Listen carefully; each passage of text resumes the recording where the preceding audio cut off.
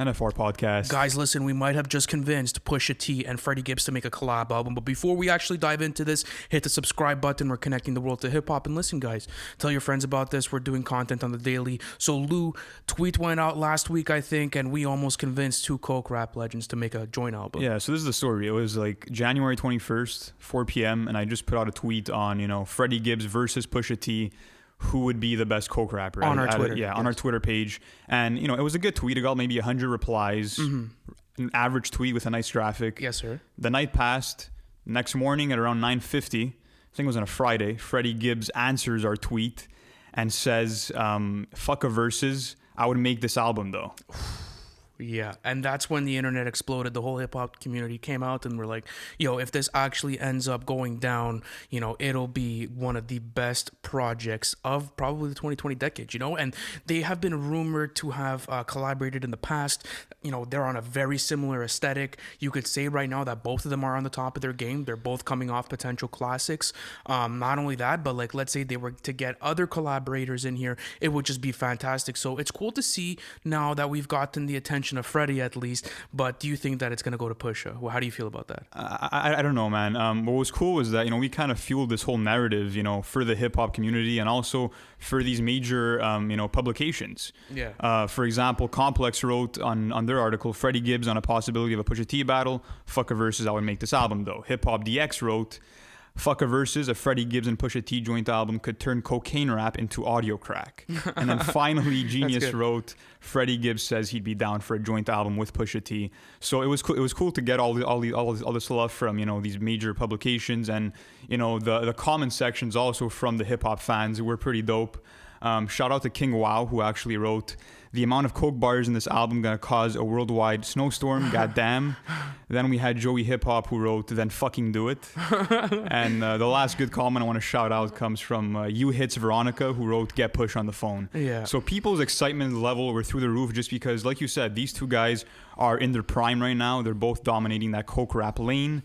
And, we already have a past collaboration of theirs, and we saw how magical they could be together on Palmolive from Freddie Gibbs' Bandana. Yeah. Do you think right now, though, it's clear that both of them are at the top of the genre, or do you think we could put anyone else in contention there? Look, we'll get into kind of the coke rap genre, towards the end of the episode, but I think that right now it would be Freddie Gibbs, Pusha T, and the Griselda Collective that are really, pushing that movement forward.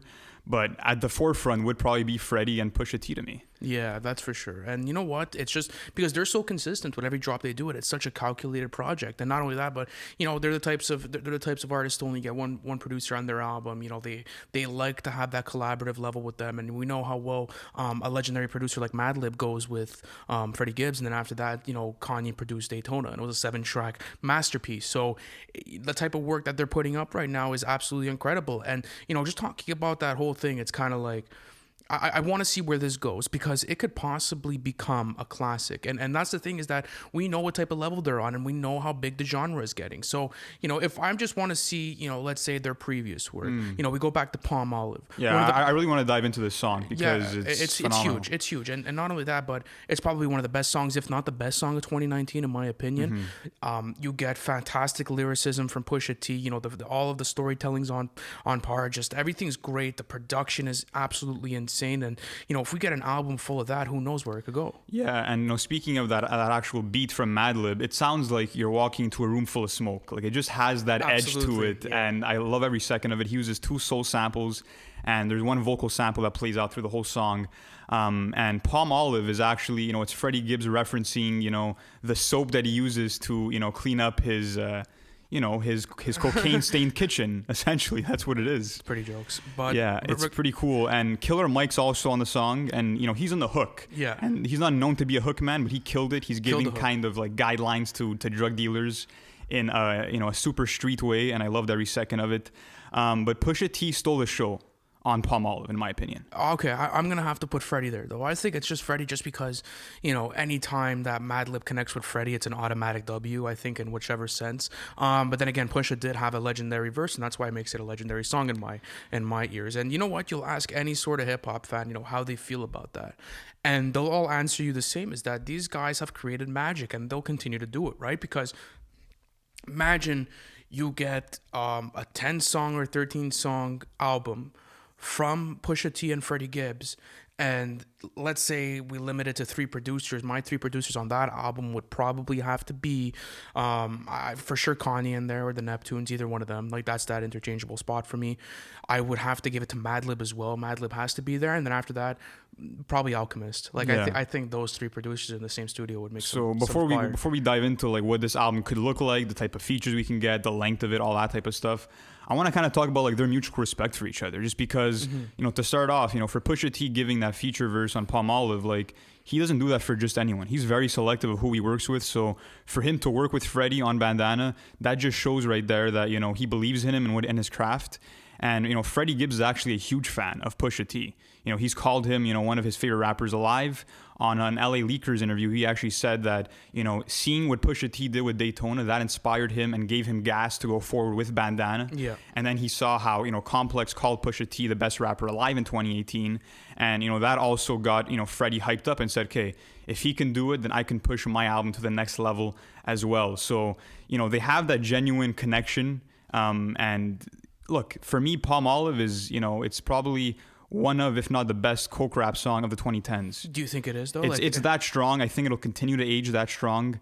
And it's just because of the type of bars and, you know, what Freddie goes into, comparing his neighborhood to Fallujah, which is, you know, an Iraq war zone. Like, those are the types of bars you're getting in that song, and it's just phenomenal. It's always dead honest with them too, because you'll never go into a song and like be like, yeah, you know what, they haven't lived what they live type stuff. And you know what, it's crazy because both of them are very well known in that sort of game, and if you listen to their bars, they're always dropping hints, they're always dropping those double entendres, and you know, all of, like, if you look at the whole album, I mean, it's full of knowledge and it's full of game that you could gain and you could apply Bandana, to your own saying? life. Bandana or Daytona.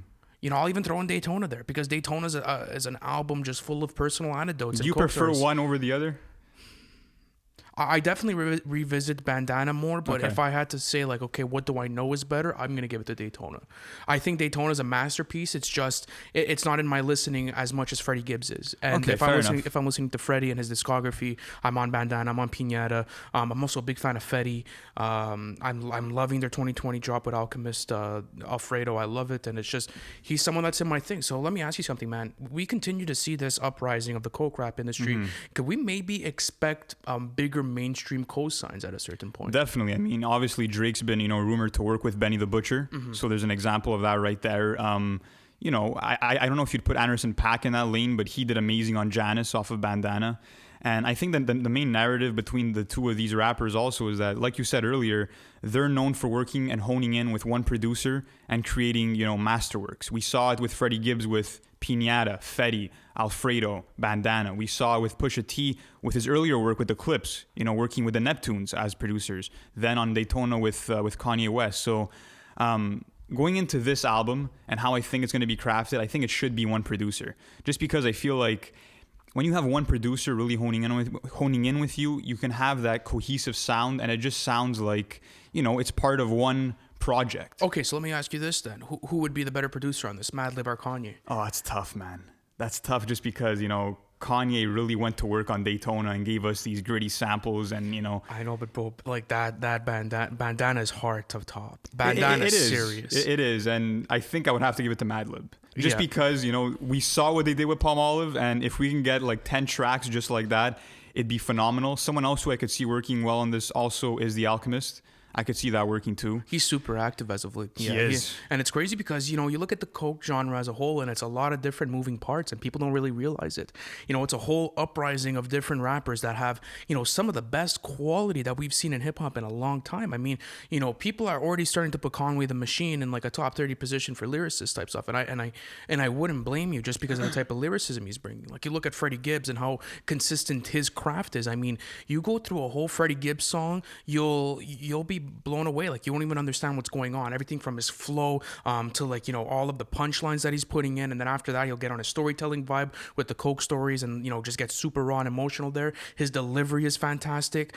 Even the way he mixes his vocals. I mean, Freddie's craft is getting perfected. Yeah, and it's only getting better by every album that he drops. Absolutely. And I want to ask you this: what kind of are you looking for a concept for this Freddie Gibbs and Pusha T album, or like what do you envision would be the narrative for this project? I want to see a Miami Vice sort of thing. vibe go on. I want to see a Miami Vice sort of vibe go, like the, you know, like those sort of samples, those sort of stories. You know, I feel as if they've lived that sort of life. You know, regardless of the area that they were raised in. But you know, if I have to take it back to a time, I feel as if is most memorable in like that whole coke genre, it's probably Miami Vice. And Yeah, I mean, 100%. what better genre, or like, let's say, what better cinematic value to tap into than that one? I would probably go with a narrative of maybe being like two drug dealers from the opposite sides of town that are kind of feuding with each other to be, you know, either top of the family or whatever it is, you know, just to go for that top spot. That, or even just, you know, maybe two partners in moving dope. Yeah, I want some like crazy, you know, narrative story to this. But more than anything, I just think as long as they bring their usual, you know, drug tales that they do, and, you know, of course, just them going back and forth on the same songs, that'd be phenomenal. What you said is super interesting, actually, about the two partners moving coke together. Imagine that whole narrative getting played in front of you. And especially with the type of storytelling that we've received from both of them. I mean, it could be an album just full of bangers like that. And they would mix it and place it in the way in the track list that it would almost feel as if every song has their own part to play in that track list. And you know that that's going to happen when you have a producer like Madlib, Kanye, or The Alchemist, or any of those sort of producers on that. Because that's the crazy part about it, is that like without those producers, you don't necessarily have coke rap. Definitely not. We have to give the producers so much credit, because it is some of the best production performances that I've seen in recent time as well. I mean, you know, we saw that people were gravitating more towards, I feel as if, mainstream sort of production, if I could say that. Like when Take Heath was coming up, even Wheezy has a super mainstream sound right now. It's all fantastic quality, by the way. I'm not knocking it. For sure. But I'm trying to say too is that right now we see that from the underground, the genre that's pushing up the most is that coke rap, because it is so similar to luxury rap, and you could probably put it into the same hand. So do you think that there's, you know, in order for coke rap to make that break through the mainstream, that it's going to have to get on the level of luxury rap, or do you think it's just gonna have to be consistent as it is now? It's an interesting question. I think that, you know, we saw, especially with an album like Daytona, that like luxury rap and coke rap, you know, they go hand in hand together. And that's something also that kind of like Jay-Z has done throughout his career, where he's mixing that luxury and mogul talk with, you know, his past experiences of selling drugs, essentially. And that's made for, you know, amazing stories and just, you know, beautiful projects. So I think that, you know, we're seeing that, you know, it's kind of hopping into the mainstream a little bit. It is hopping into the mainstream. I feel as if people want more genuine content at the end of the day, and that's what you're gonna get with coke rap, right? It's known for being super raw. It's known for being super emotional. It's known for being super well composed, and it's known for having a sort of engineering where, you know, you feel the production in back, but it feels like almost background noise to your ear. And what you're really honing in on is the lyricism and the delivery from the artist himself. Exactly. So that's what I like about this genre, is that it is so focused on the small details. And it raises another question, you know, do you think that at a certain point it's going to be the underground that's going to revitalize hip hop? Definitely. And like I said, you know, we've been seeing that in 2019 and 2020, where, you know, the big dogs, you know, were kind of silent, and, you know, these more underground coke rap artists like the Griselda movement, like Freddie Gibbs and what he did with Alfredo getting Grammy nominated. That was huge, man. That was huge, and it's giving light to, you know, a bigger audience that maybe would have never even known who Freddie Gibbs was.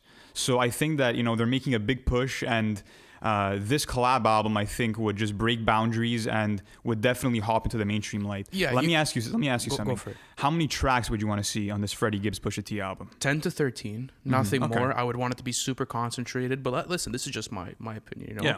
It could go up to 15 and it would probably still sound fantastic. I would want 10 as well. I think 10 would be the perfect amount. Yeah, I mean, well, they're not guys that put out super lengthy projects regardless, right? I mean, if I have to, off the top of my head, has Pusha ever put up an album over 20?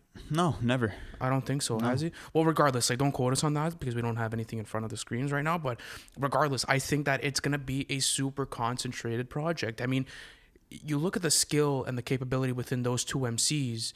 It's a recipe for art. I mean, at the end of the day, like, we know what Griselda's doing and we know what those guys are doing, but once you have probably the best new generation coke rapper mixed in with the OG coke rapper, the guy that was really focused on it, because we could all sit down in here and probably give a lot of credit to Pusha T and Clips as a whole for really pushing that into the mainstream, just because of all the production with the Neptunes and like how that had commercial success and stuff. And how they built, he built his whole career around that subgenre. You know what I mean? And it's so iconic because then after a certain point, like even Kanye brought it into the mainstream. So Pusha T has a lot of status on this in the genre. Would you put Pusha T over Freddie Gibbs as the best coke rapper alive right now? Yeah, definitely. Okay, I agree with you. Definitely.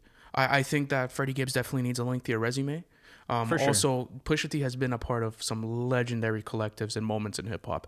I mean, so has Freddie, of course, working with Madlib and having a continuity to Madlib's career. But I think when you stack it up, like, okay, the Southern sound was really pushed in Virginia by the Clips. If it's not for Pusha T, do you even have Pharrell? And do you have 43% of the radio hits that you have in 2003? And then after that, we could talk about how he kind of brought a new light to Kanye's career. Do we really get that gritty sort of sound on MBDTF? Do we get that iconic Runaway feature? So it raises the question. And now what's beautiful is that you could see the humble beginnings of Freddie Gibbs starting to go up. This guy is going to be a legendary rapper in the next decade because he's putting out some really, really, really good material. Yeah, and he hasn't stopped. He's just been on a consistent run. I mean, if you look back from like 2017, 2018, 2019, 2020, he's just been dropping projects every single year, and they've all been top tier quality. So speaking again on this album, which I'm so excited about, what are some of the features that you want to see on this Pusha T and Freddie Gibbs album? Man, I'd like to get Killer Mike back. Okay. I think Killer Mike would be super cool. Listen, we know Kendrick's worked with both of them. He has. I would love, and I know he actually would do has he worked with Freddie? Yeah, he's worked with Freddie. Really? Yeah, okay. they came up through the same era type shit, so they have worked together. And like, they have anything released though? I can't remember off the top of my head. Yeah. I wouldn't. Well, I know Pusha T and Kendrick did Nostalgia, which is iconic song off of My Name Is My Name. But with Freddie Gibbs, I'm not sure if they worked, but that would be an amazing feature. And I know that Freddie Gibbs actually really admires Kendrick's work. Absolutely. So that would be awesome. Someone else I'd like to see is Currency. He would do fantastic on some Madlib production. Currency is such a vibe, dude. And shout out to my cousin Chris for putting me on game with Currency, because it's a different type of vibe when you're listening to him. It is. And, it's crazy because Currency is such a slept on artist. But the thing is that if you know Currency, that's how he wants it to be type shit. Like, he's really that underground guy that's just making fantastic music with huge cosigns. I mean, his last project had the likes of Rick Ross and Freddie on it. And Wiz Khalifa, yeah. You know what I'm trying to say? So, well, he's always been with Wiz. They're best friends, That's actually. true, yeah. So, guess what happens? Put that guy on there. It's sounding fantastic, too. Oh, it'd be phenomenal. I think my top 3 features from this Freddie Gibbs and Pusha T album would probably have to be Jay-Z, Rick Ross, and Anderson .Paak. You have 2 coke rappers in Rick Ross and Jay-Z. I wouldn't label them as solely coke rappers, but they've dabbled in that territory. And then Anderson .Paak with those hooks, man, would be phenomenal. The only thing I have to say about that Jay-Z feature is that the only time he came out was for a JLEC album. Does he do it again? Definitely, because we know that he's a fan of Pusha T. They made Drug Dealers Anonymous together, and that was one of Jay-Z's best features ever. I know you're a big fan of that song too. Huge fan of that song. Well, it's because Jay-Z's in such a complicated part of his career now. Like, it's kind of like, if he drops next, it kind of has to be the bow out. Like, he's the Godfather. You know what I'm trying to say?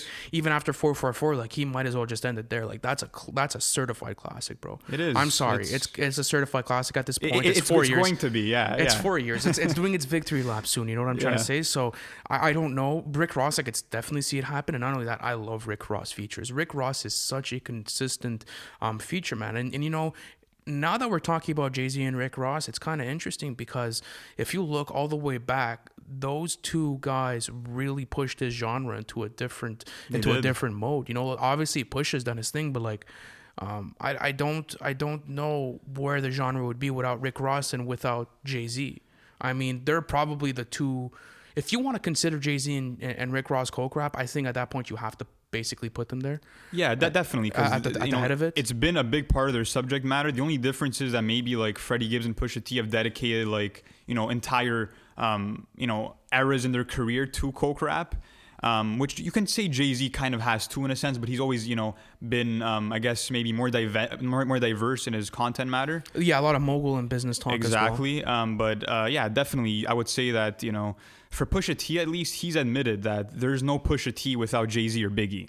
So to have, let's say Freddie's mentor, which is Pusha T, and then Pusha T's mentor, which is Jay-Z, all on the same track, it would be, maybe one of the best songs that we'll get out of this new decade. Yeah, and they know if they would give those cosigns, that would actually break the internet. I mean, everyone would tune in for those albums, and Pusha T would probably get an album over 100K first week. Imagine Pusha T getting over 100K first week. How monumental that would be for the genre. Like, those are mainstream numbers at that point, man. Very mainstream. I think Daytona only put up close to like 70K. 75. And that was boosted by the whole Drake feud. So even at that, what are you going to really get? And we know that album sales are down now first week. Like, everyone's getting clipped hard with it. So, but the beautiful part about the coke rappers is that they have their own monopoly in the hip hop game. They're super all worried about the type of money they're making because, dude, they're making money like everywhere else. Touring, merchandise, so many things. Bro, all of their music, a lot of them still have their masters type stuff. Like, it's a really well ran business, and you're gonna see that a lot of people are gonna start paying attention now because. My prediction is that they're going to start venturing out into mogul talk. And that's for sure. I mean, take into account what Freddie Gibbs and Pusha T have already done and replicate that into the 2020 decade. You're going to get a lot more material and a lot more focused material. Because think about it too, is that these guys are in their prime now. So everything before this is low key just a little warm up before the real taste. And that raises another question. When do you see this album, if it comes, which I hope it does, when do you see it being released? 2022. Yeah, I would say 2022 to 2023. Just because, we know that, Pusha T apparently has 3 albums in the works. I think it was last year he hopped on like a Discord voice chat to answer fan questions. Yeah. And, he said that he had an album with Tyler, the Creator beats. 2, a Madlib produced album, which hopefully turns into the Freddie Gibbs collab album. Yeah. And then we have the one that's supposed to drop early 2021, which is executively produced by Kanye West and the Neptunes. So Pusha T is going to work. And not only that, but Freddie Gibbs is probably going to drop a solo project this year, I think, just because of how consistent he's been. So it's definitely going to take maybe 2-3 years to really, get started. And do you get Montana this year? You think that's a possibility? I hope so, man. It's been 2 years. Yeah, it's possible. Well, there was a 4-year break between Piñata and 5-year break. Yeah, 2014 to 2019. Yeah. So look, what I know is that Madlib and Pusha T are gonna Madlib and Freddie Gibbs are gonna make sure to master their craft as they always do, and to cap off that trilogy, that might take some time as well. So I think probably 2023 for this. I would want to see Harry Fraud and Freddie Gibbs this year. Okay. Another question I want to ask you. We mentioned 3 different collaboration projects that are going on with Pusha T. Out of those 3, which one do you want the most? Ooh, that's tough, man. And be careful what you say here, because all 3 of them are actually probably going to end up being really super fucking good. 100%, and that's something that Pusha T has always said in his interviews, is that he only cares about one thing in this music game, and it's his discography. That's literally all he's worried about. So my take would be that the best sounding album would probably have to be the one that's probably coming next, which is the Kanye West and Neptunes produced one, just because that's his foundation. Those are the beats that that's facts. He's been built around, and he knows how to work around so well. The one I'm most excited for would have to be the Madlib produced one, because I'm hoping that we'll get we'll get some Freddie tracks, or maybe that will be the Freddie album. Wow. Okay. What about you? There's such all like.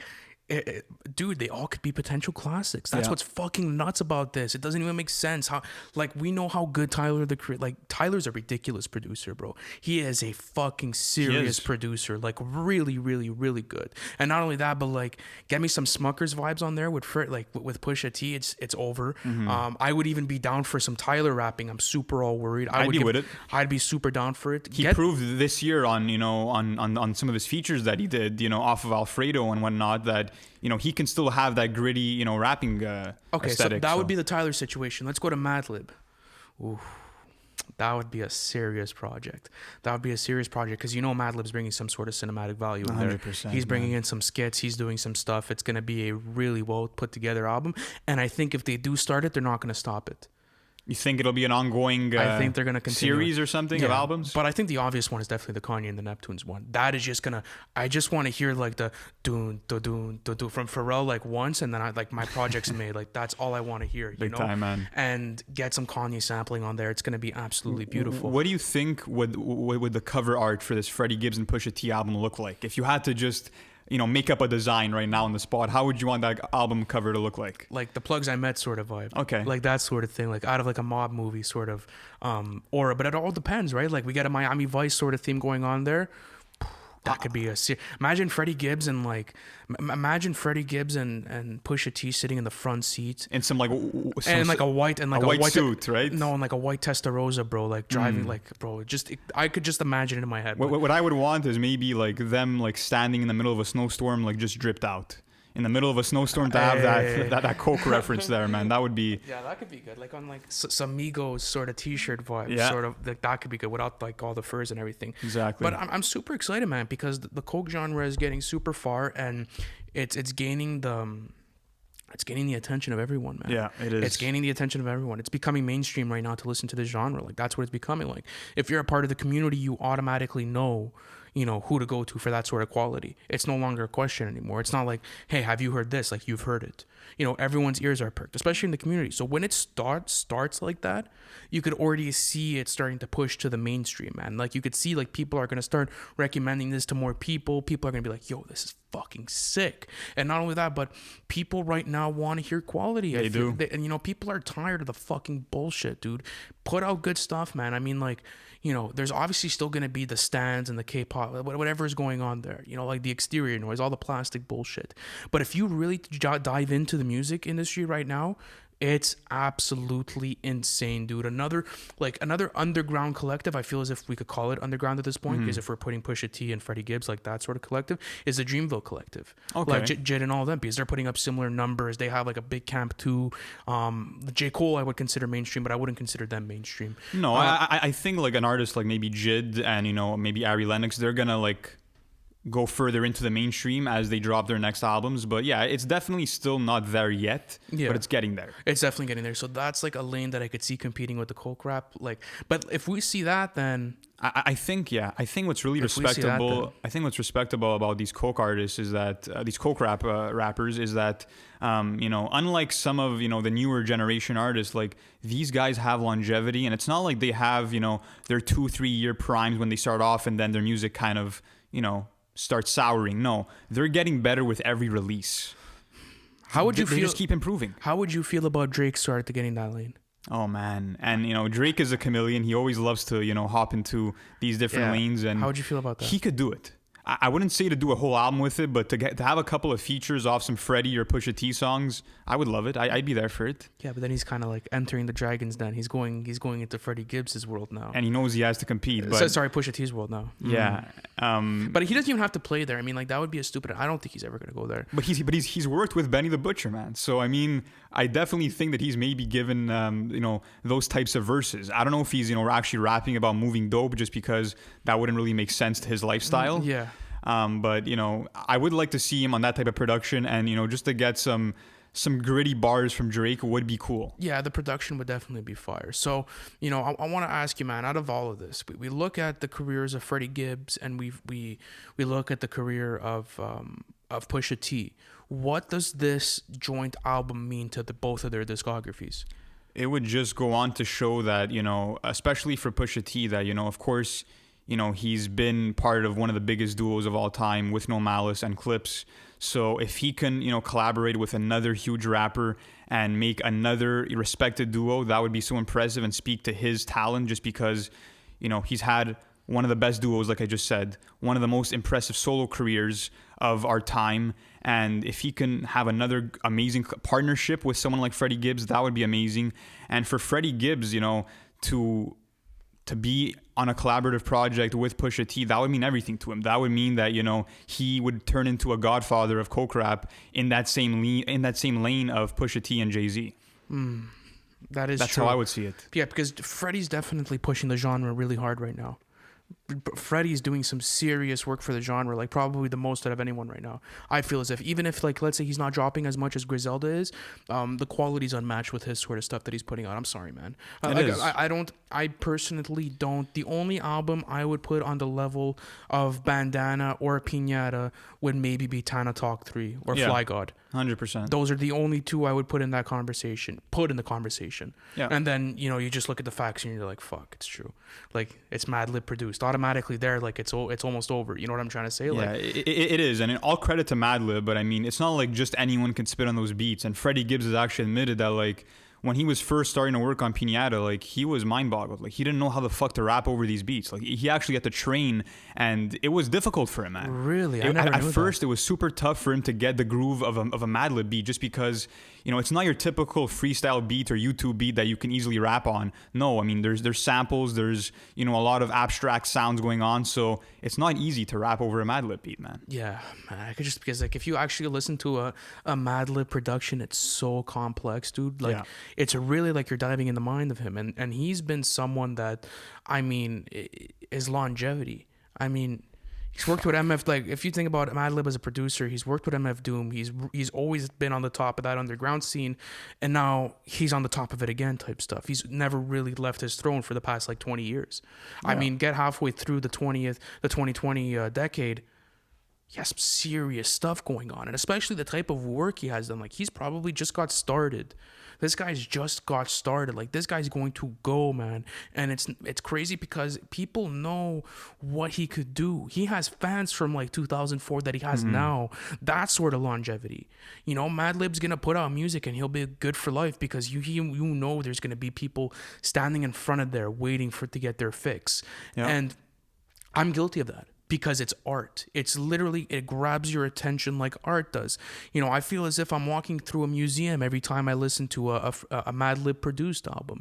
And it's the sort of vibe where you're listening to the production and you're like, wow, this is really complex, but it doesn't affect me while I'm listening to the song, because we know how sometimes complex productions could ruin the whole song and like it just sounds like a clusterfuck. Yeah. But with Madlib, it is so well put together. And it's crazy again how he made all of the beats, to Bandana on his iPad. Like, that just shows. Was it Bandana? Yeah, it was Bandana. Bandana, yeah man. It just goes to show how he's a master of his craft. And Bandana is one of those albums that just because of how good the beats are, like, I could listen to that instrumental album and just hear those instrumentals. That's all I would need, just because of how fine and crisp those beats are, man. It's amazing. Yeah, he's definitely he's doing legacy work right now, and I think if we were to continue to see this type of longevity, he is going to have. I think he already has a place as a top 5 producer of all time. 100%, easily. Yeah, like him, Dr. Dre, Jay Dilla's up there too. DJ Premier, RZA. There you go. You probably have your 5 right there. But I mean, it's nuts because also the production is legendary. The production is actually legendary. It's productions that only people like MF Doom touch, or Freddie Gibbs, and like Freddie Gibbs has that monopoly already. Yeah. Of Madlib. He does. And now the only other people Madlib are going to work with are people higher than Madlib. He's only going to level up, man. But like, who is really higher than Madlib at that point? That's what's fucking mind blowing, is that this guy is low key like Jesus, dude. But yeah, and the other thing too is that like Freddie Gibbs was not at the highest point in his career when Madlib decided to hook up with him. So I mean, yes, Madlib is only going to work with rappers he believes in, but at the same time, they don't have to always be of the highest stature. He just, if he sees your talent, he'll work with you, man. That's what it comes down to. Well, absolutely, it's talent first, and I mean, at that point, then we had the conversation. Is this the genre that focuses the most on quality rather than marketing? Yeah, I would definitely think so. I think they put everything else aside and they're just making awesome music. Yeah, man. Because I don't think they necessarily care if they're selling 15K first week or if they're selling 500K first week. Not at all. They probably don't give a fuck, man. But for them, it's really like getting in the studio and creating some legendary work. It's the art, man. It's all about the art. That's what it is, man. So yeah, we covered a lot this episode, man. We spoke about how we almost convinced, or maybe did convince, Freddie Gibbs and Pusha T to make a collab album. We spoke about what the album would look like, from features to producers and all of that, and how legendary the coke rap genre has been in recent years, and just how these guys are putting up some of the best music in hip hop right now. some of the best music in the industry as a whole. Yeah, 100%. There's no one that's doing what they're doing right now. They are completely on their vibe. But guys, listen, let us know in the comment section if you would be down for a Freddie Gibbs And what's Pusha one T feature album. that you want from the Freddie Gibbs Pusha T album? Absolutely, leave that down, guys. Either way, listen. Our Discord link is down below as well. It's in the comment section. You know, you guys can come chat with us every Monday and Wednesday. You know, we're having conversations there on our voice channel. Not only that, but we keep you guys updated with all the kinds of industry updates, Music recommendations. Absolutely, that's really cool too. And talking about our socials, you guys could follow us at NFR_podcast on Twitter, at NFR Podcast on Instagram, and the same thing for TikTok. Thank you guys for coming in, and I hope you have a good week.